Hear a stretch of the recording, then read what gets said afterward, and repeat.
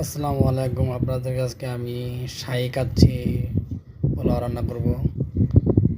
আপনারা দেখতে থাকুন কীভাবে আমি রান্না করি। প্রথমে মাংসটাকে সুন্দর করে পিস করে কেটে যেমন টক দিলাম, সস দিলাম এবং মশলাগুলো দিয়ে এটাকে একটু মেরিনেট করে রাখবো। তেলটা দিয়ে মেরিনেট করে রাখবো আধা ঘন্টা। এখন আমরা আগে আলুটাকে ফ্রাই করব।